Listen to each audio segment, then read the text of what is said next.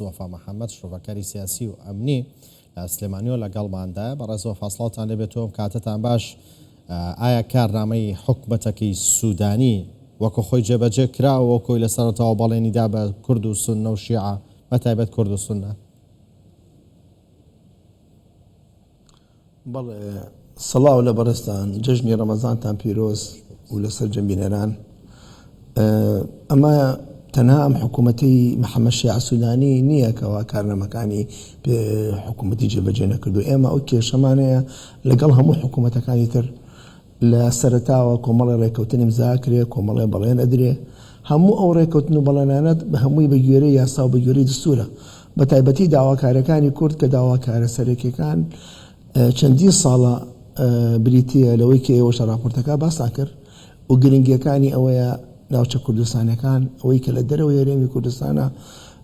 بەپێی مادەی 140 جێبەجێ بکرێ و هەموو کاتێ بەڵێنە دەن و لیژنەی بۆ دیاریەکەن و کۆمەڵێ پارە خەرجەکەن و بەڵام زیاتر هەر هاوردەکان سوودی لێبینن. هەروەها مەسلەی نەوت دوو قۆناغەیە بابەتی نەوت ئێستا بۆ بە دوو قۆناغێک تشکردنی یاسای نەوت و غاز کەوا عێراق نیەتی هەرێمی کوردستانەتی، ئێستا قۆناغی کێکە هەیە هەناردەکردنی نەوتی هەرێمی کوردستان کە چەند هەنگاوێکی باش نراوە و هەروە ڕێکەوتنە ئەمنیەکان و هەموو ڕێکەوتنە سیاسەکان کە جکەوە بە تایبەتی ڕێکەوتنی نامەی شنگال لەگەڵ وەستانی هەڵمەتەکانی تعریب کە بەرامبەر کورد کراوە. هەموو ئەم خاڵانە هیچی جێبەجێ نەکراوە، تەنها یەک خاڵ جێبەجێ کراوە، ئەویش گەڕانەوەی مڵک و زۆدی ئەو کوردانی کەوا لە سەردەمی ڕژیمی دیکتاتۆری فاشی داگیر کراوە، ئەویش بە شێوازێک جێبەجێ کراوە. خۆیان یاسایەکیان بۆ خۆیان هێناوە بەرامبەر ئەو یاسای باریکەسی کە مۆرێکی تایفی پێوەیە،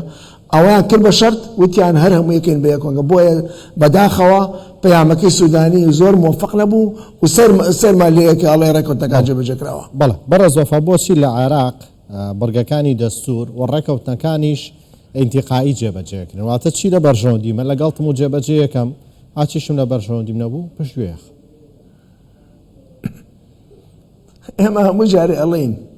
چەندین مادەی دستوری پێشێل کراوە، مادەکان چەندین جاری عنی بە خاڵ باس کراوە، لە مادەی 9 لە مادەی 140 لە مادەی 121 لە مادەی 170 لە مادەی 150 زیاتر لە 50 مادەی دستوری پێشێل کراوە. زۆربەی ئەوەی کە پێشێریش ئەکرێت ئەوان ئەتوانن لە پەرلەمان چکە زۆرینیانەیە دەنگی بەسەر هێنن. لێرە ئەمە کێشەیەکی زۆر گەورەیە کە تۆ ڕێز دستور و لە یاساکانی دستور نەگری هەر بابەتێکی دستوری کە لە قانزاژی خۆتێ ینی یەکێ لە خاڵارە گرنگەکان ئێمە باسی قەرەبووکردنەوەی ناوچەکانێکی ئەوانەی کە لە سەردەمی ڕژێمی دیکتاتۆری ینی هەڵمەتی فراوان و جینوسایت کراون وەکو هەڵەبجە وەکو ئەمفال هەتاکو ئێستا ئەو مادەیان جێبەجێ نەکردو کە لە مادەی 112 کە ئەمە مادەیەکی دستوریە، بەڵام بچووکترین قەرەبوو بۆ خۆیان تەرخانەکەن. بەڕاستی ئەمە ئەگەڕێتەوە سەر ئەوەی دەسەڵات ئەو دەسەڵاتە کە لەوەیە ئێستش هەر بەداخەوە بفکرێکی شۆفێنی و بفکرێکی تائفی هەروەها چەند وڵاتێک حکمی ئەو دەسەڵاتە بەڕێوە ئەبن لەبەر بەرژەوەندی سیاسی خۆیان. ئەمە تاکو ئێستا ئێمە هەوڵی جدیمان ناوە، تەنها داواکارە یاسای دستورەکانمان داوا کردووە کە تاکو ئێستا لەگەڵا بێ منەتوانم بڵێم لە 102 جێبەجێ نەکراوە. بەڕێز وەفا پێتان وانی هەندێک جار لە عێراق ڕێکەوتنی سیاسی گرنگترە لە دەستور و یاساکان، جاریش ڕێکەوتنە سیاسیەکانیش پشتگوێخەن، ئەم ئێستا بەڵەیەکەن و ڕێکەوتنەکە جێبەجێکەن و سبێنێ لێی پەشیمانە بنەوە لەویش. ئەم ڕێکەوتنە سیاسیانش کە ئەکرێ ئەویش یاریەکی تر هەنگاوی بۆنێن. ینی بۆ نمونە لە کاتی پێکەنانی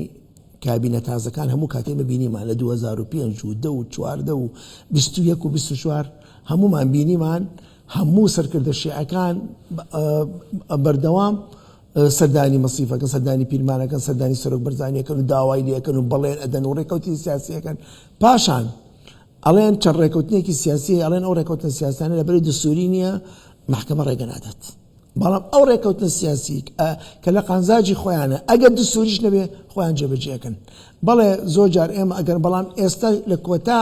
ڕێکەوتنەکان ئەوەی کە لە 2021 کرا کە هاتن بۆ پێکێنانی حکوومەت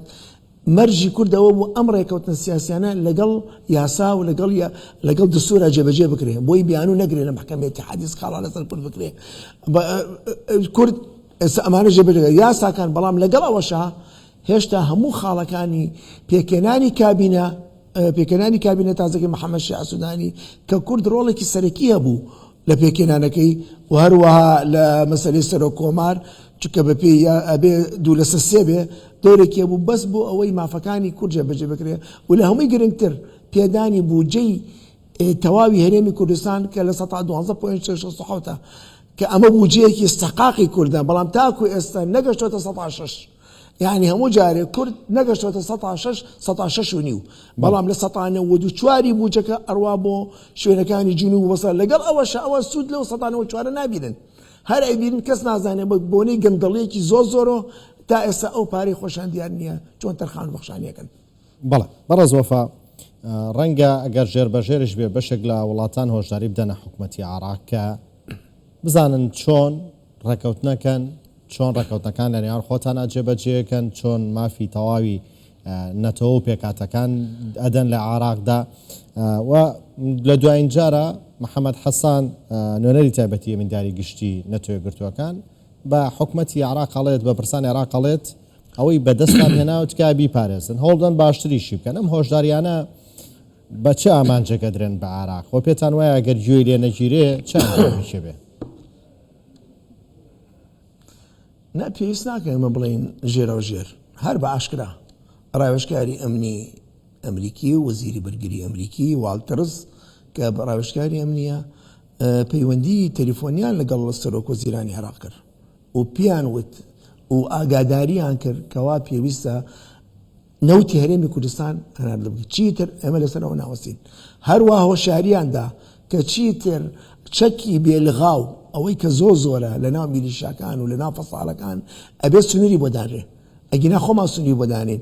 ئەگەر جاران بەژێر زۆر لە وڵاتە دۆستەکانی عێراق خۆشداریانە داوایان لە عێراق کرد نەسیحەتی ئێستا وانی ئێستا گەشتۆتە قاڵبی کات دانان و تەرخانکردنی کات و مۆڵەتێک دیاری ئەکرێت کە پێویستە عێراق بە تایبەتی لە دوای هاتنی ترامپ لەسەر کورسی تازە کۆمەڵە گۆڕانکاری جدی ڕوویاوە لاوازبوونی هیلالی شیعە زۆربەی ئەو شوێنانی کەوا دەعمی ئەم میلیشیا فەساڵیەکە زۆربیان لە ناو چوون و زۆربیان لاواز بوون ئێستا ئەمان تازە یانەوە دراسەتی ئەوەکەن کەوا ملکەتی یاسا و داواکارەکانی وڵاتەکان بدەن و بۆ ئەوە هەنگاوێک ئەنێن بەڵام ئایا محەممەد شیع سوودانی ئەتوانی ئەو ئەرکە قورسە جێبەجێکە چونکە بەڕاستی میلیشیاکان و فەساڵەکان خۆیان لە محەممەد شیع سوودانی بەهێزتر و بەقووەترن خۆیان واشە بێن. بەڵێ بەڕێز وەفا محەممەد شڕۆڤەکاری سیاسی و ئەمنی لە سلێمانیۆ لەگەڵماندا سپاس بۆ کاتێ بە ئێمەتاندا.